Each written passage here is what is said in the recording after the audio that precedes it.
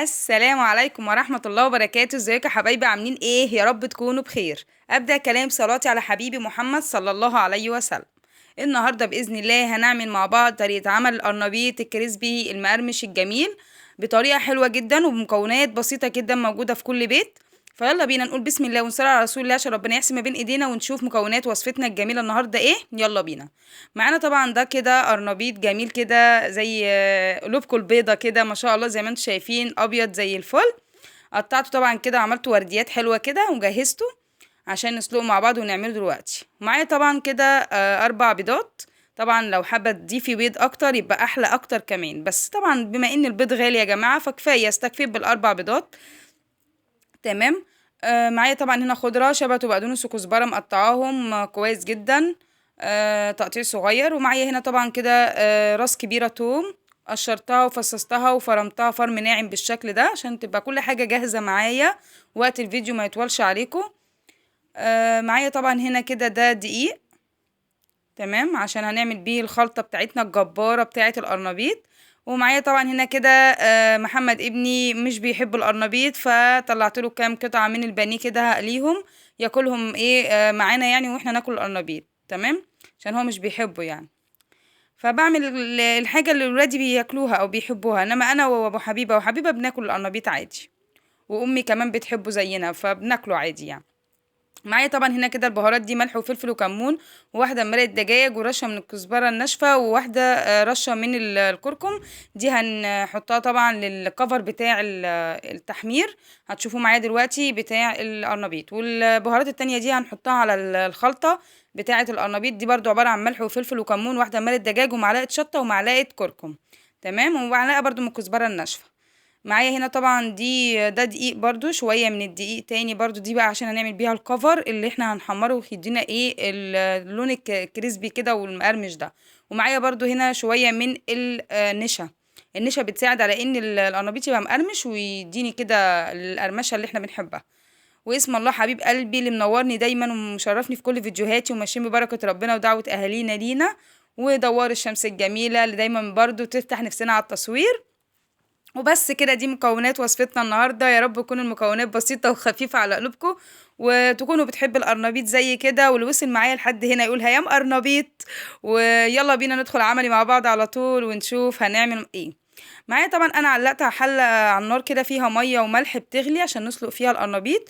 ولو حابه تضيفي معلقه من الكمون كمان على الميه والملح ضيفي عشان خاطر الغازات. هي القرنبيط نوع من نوعيات الكرنب فعشان الغازات وكده.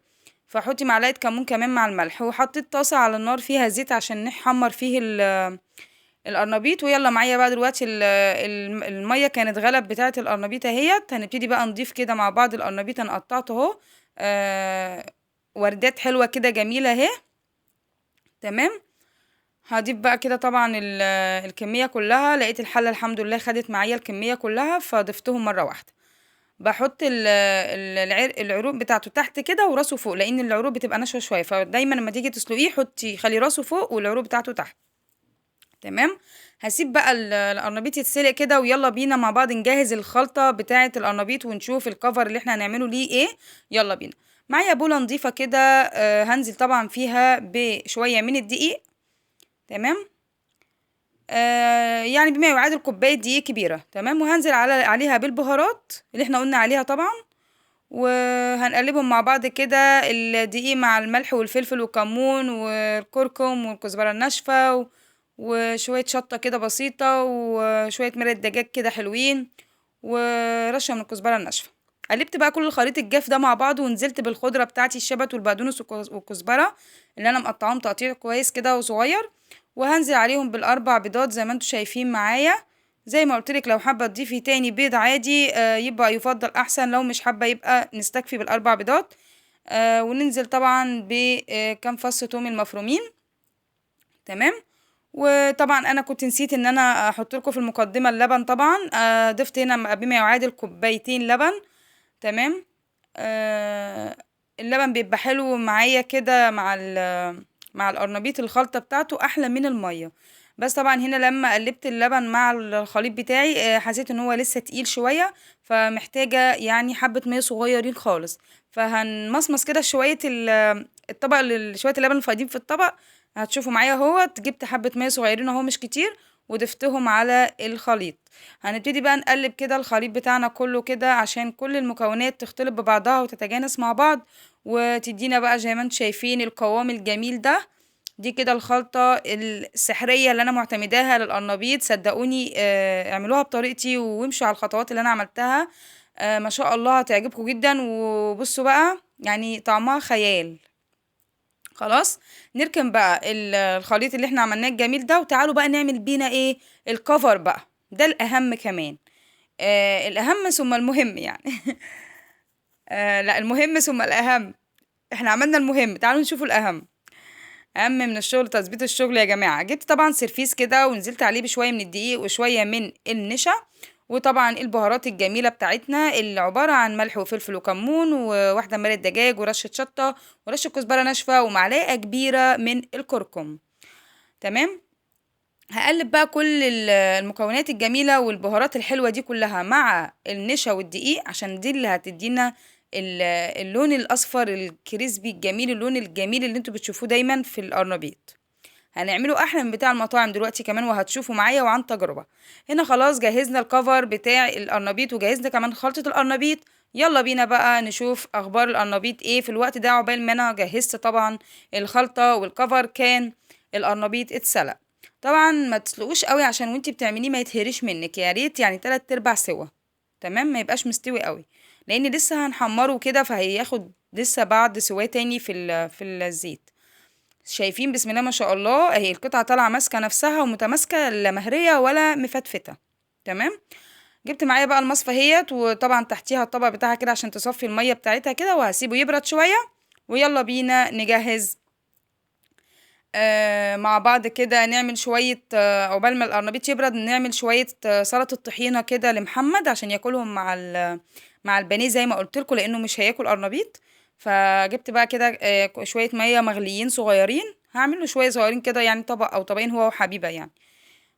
وهنا طبعا كده نزلت بالطحينة بتاعتي على المية الدافية، وهبتدي ان انا ادوب الطحينة كلها في المية بالشكل دوت، لحد ما احس ان الطحينة كده خلاص دابت معايا وساحت اهي مع المية.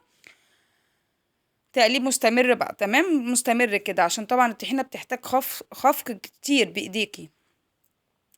هنا بقى في الوقت دوت هنزل معايا بشوية من الخل. تمام، الخل بيديني طبعا لون فاتح للطحينة وبيديها برضو طعم ميزز كده. وهنزل بليمونية كده، عصرة ليمونة حلوة كده عشان برضو تحسن كده الطعم، يبقى برضو كده مزز وجميل. وهننزل بقى برشة بسيطة من الملح، وهنعمل ايه رشة بسيطة برضو من الفلفل الأسمر، حاجة بسيطة خالص يعني. بصوا مش كتير عشان ما تغمقش معاكي الطحينة. وبرضو حاجة بسيطة كده رشة بسيطة من الكمون. بس خلاص كده هنشيل بقى البهارات دي على جنب، ونبتدي بقى نخفق بقى كل البهارات دي مع الخل الليمون البهارات مع الطحينة. يلا ونضرب كده ضرب كده سريع. اللي وصل معايا بقى لحد هنا يقول هيام طحينة. هيام طحينة، طحينة من النوم. ربنا يسعد قلوبكم يا رب. بحب دايما اهزر معاكم دايما كده في الفيديو. يعني نحاول نفك عن نفسنا ونخرج نفسنا كده من الاجواء اللي احنا فيها يعني. هنا نزلت اخر حاجة برشة من الزيت، وهبتدي برضو اخفق اخفق اخفق. هبتدي بقى اضرب الضرب الجامد دوت، وبعد كده ارجع لكم بالشكل النهائي ليها. انتظروني. اهو في الوقت ده كنت خلاص الطحينة كانت خلاص معايا خلصت اهي، ولونها فاتح وجميلة ما شاء الله، وقوامها لا تقيل ولا خفيف، مظبوط كده يعني. كده انا كنت مفكرة انها يعني البولة دي هتتملي لوحدها، لقيتها لا لقيتها محتاجة بولة تانية، لان لقيت كمية الطحينة كتير. فجبت بقى ايه نقصت الطحينة تاني، وجبت بولة تانية وفضيتهم اهم. عملتهم بقى ايه يعني طبقين كده صغيرين، واحد لحبيبة وواحد لمحمد عشان يبقى بعدل الله. هنا بقى يلا بينا. الزيت كان سخن بقى طبعا معايا. بقى هنزل طبعا من الاول بالبانيه احمره الاول، عشان طبعا لو كنت حمرت القرنبيط الاول كان الزيت هيغمق معايا، فكنت هاجي احمر البانيه كان هيبقى مش لطيف. فحمرت البانيه الاول كده عشان يديني اللون الذهبي الجميل اللي هتشوفوه معايا دلوقتي اهو. في ثواني اهوت، في منت كنا حمرنا البانيه وطالع لونه ذهبي ما شاء الله، ومقرمش وكريسبي زي ما انتم شايفين ما شاء الله. عشان خاطر عيونك يا مودي، الف هنا وشفا على كل اللي اكل. انا حمرت برضو يعني بالزياده عشان لو حبيبه حبت تاكل معاه او بابا يعني وكده. هنا بقى خلاص، هنبتدي بقى يلا نحمر بقى. خلصنا البانيه، نحمر بقى يلا القرنبيط بتاعنا الجميل. يلا بينا. هبتدي بقى طبعا اجيب القرنبيط بقى هنا معايا كده، وابتدي انزل بقى كده بالقرنبيط الاول على الخليط السايل، وبعد كده هرفعه على الخليط اللي هو الجاف اللي احنا عملناه بالبهارات والكفر الجميل ده. هنزل فيه حتة القرنبيطة كده، وبعدين ارجع تاني اضيفها في الخليط السايب. بتحسي بقى ان القرنبيطة كده من جوه ومن بره مقرمشة واخدة طعم وكفر تحفة. هتشوفوها دلوقتي، هتشوفوا معايا الشكل هيتحدث عن نفسه يعني. فجربوها عن تجربة بطريقتي بإذن الله تعجبكم. والله والله كان طعم القرنبيط خرافة، كان طعمه وهم بجد. بصوا مش عايزة اوصف لكم، ما شاء الله كفانا وبألف هنا وشفا على كل اللي كل. وكان انا بصوا يعني كان عايزين ناكله حاف من حلاوته كده يعني، ما شاء الله. انتوا هتشوفوا الشكل دلوقتي وهتحكموا بنفسكم، اما الطعم انا بحكم لكم عليه. والله والله والله كان طعمه رائع، انا عمري ما بحلف كده. تمام. جربوا بس كده وامشوا معايا على الخطوة دي، ومش مش هتبطلوا تجربوها ابدا، هتعملوها على طول بطريقة مملكة هيام ان شاء الله. زي ما انتم شايفين كده، بنزل على الخليط السائل وبعدين الخليط الجاف، وارجع تاني في الخليط السائل وهوب على الزيت.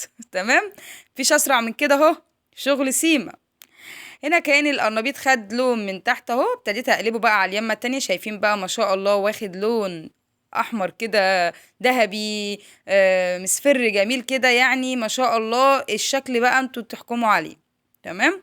انا هسيب الحكم ده ليكم في التعليقات. هسيب بقى القرنبيط كده يتحمر على نار كده وسط يعني، لا هاديه اول عاليه قوي مع نفسه كده، وانا برضو ببص عليه.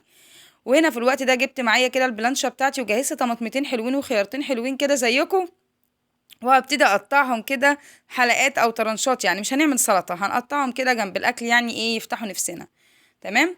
وهوريكم بقى دلوقتي الترشي اللي احنا عملناه مع بعض، احلى مخلل هتاكلوه من ايد مملكة ايام ان شاء الله.